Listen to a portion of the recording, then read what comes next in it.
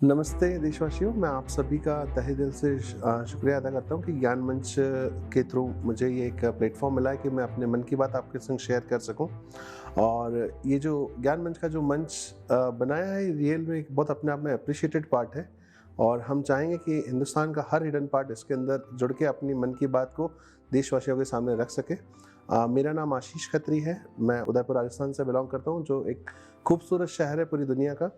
साथ ही मैं MSc biotech करी है मैंने, और अभी मैं एचआर फील्ड में काम कर रहा हूँ एक बहुत अच्छे प्रतिष्ठान के साथ में।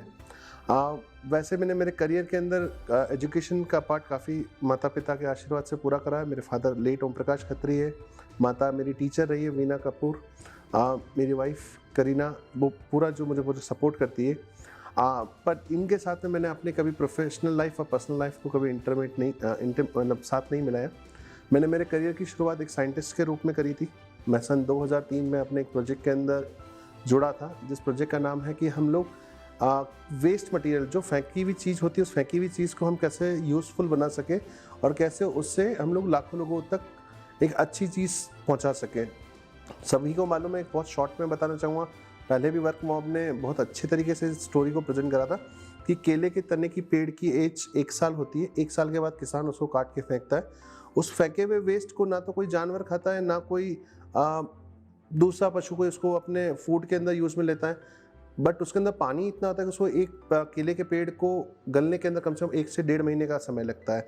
या फिर हमारे हिंदू संस्कृति के अंदर वो पेड़ सत्यनारायण भगवान की कथा या शादी के मंडप के अंदर यूज़ में आता है, इसके अलावा कहीं यूज़ नहीं आता। उस फेंके हुए वेस्ट से हम लोग प्रोडक्ट कैसे बना सकते हैं, कैसे एसएचजी ग्रुप बना करके हम लोगों को रोजगार दे सकते हैं, उस वेस्ट मटेरियल से हम कितने यूज़फुल प्रोडक्ट बना सकते हैं, आज मैं बहुत शॉर्ट में आपके संग शेयर करना चाहूँगा। कि केले के पेड़ की उम्र 1 साल होती है, 1 साल के बाद किसान को उसको काट के फेंकना पड़ता है, जो उसके लिए बिल्कुल वेस्ट है। उस फेंके हुए वेस्ट को हम लोग यूज़ कर रहे हैं।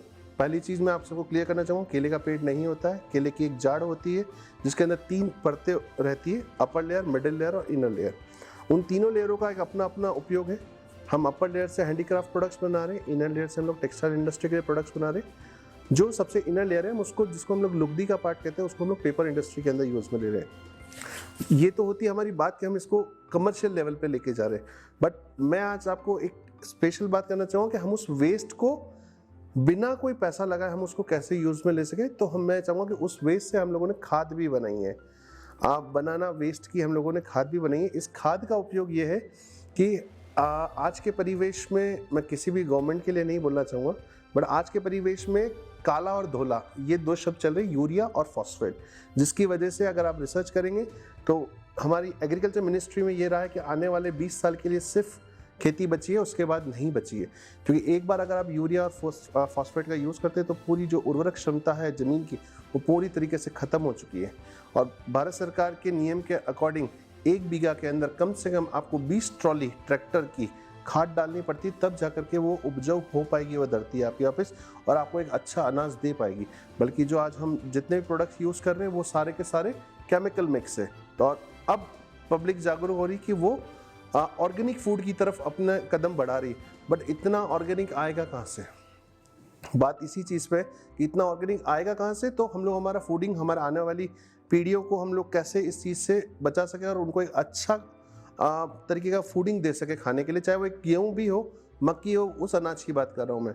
तो मेरा यही कब से कहना है कि जो केले के जो पेड़ होते हैं, मैं उन किसानों से कहना चाहूँगा, उन एसएचजी ग्रुपों से कहना चाहूँगा जो बनाना के ऊपर काम कर रहे हैं या जिनके यहाँ पे केले की फसलें हो रही है काफ़ी, आप उस वेस्ट को इधर उधर ना फेंकें। आप उसको छोटे छोटे टुकड़ों में कोई कटर लगा करके, कोई क्रशिंग पार्ट लगा करके, या खुद ही कुल्हाड़ी से उसको छोटे छोटे टुकड़ों में काट के अपने खेतों के अंदर बिखेर दें।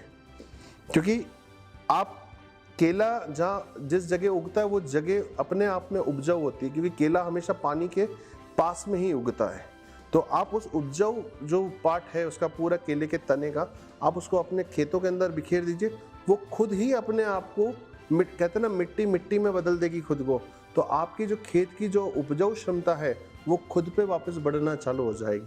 और जो कमर्शियल लेवल पे काम करना चाहते हैं, मैं उन लोगों को कहना चाहूँगा कि आप लोग अपने जो केले का जो वेस्ट है आप उसको यूज़ करें और उससे आप बायोडिग्रेडेबल कंपोस्ट तैयार करें और आप उसका बिजनेस करें। रीज़न कि आप जब उसका बिजनेस करेंगे तो ऑर्गेनिक आपको सपोर्ट करेगा, गवर्नमेंट की सब्सिडी पार्ट भी आपको सपोर्ट करेगी।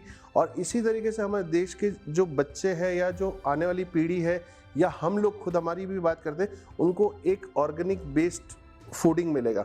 और इन सबसे इम्पॉर्टेंट, हमारी धरती की जो उपजाऊ क्षमता खत्म हो चुकी है वो एक बार पुनः वापस आने की क्षमता में आएगी। हम कहते हैं पानी नहीं है धरती के अंदर, मतलब उपजाऊता नहीं है, तो उसका बेसिक कारण यही है कि उस धरती को खोखला भी हम नहीं कर रहे हैं। तो हमें उस खोखलेपन को ख़त्म करना है और उपजाऊ धरती वापस लानी है।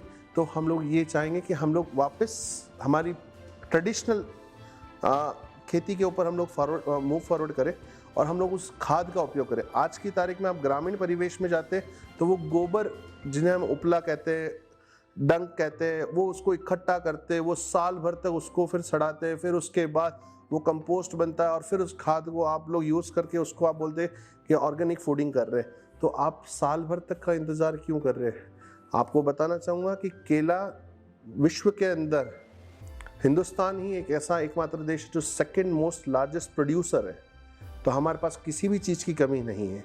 और सबसे बड़ी चीज़ कि आप एक केले का पेड़ लगाते हैं तो वो खुद पे खुद अपने आप को इंटरनेट के थ्रू वो 10 पेड़ों के अंदर कन्वर्ट कर देगा।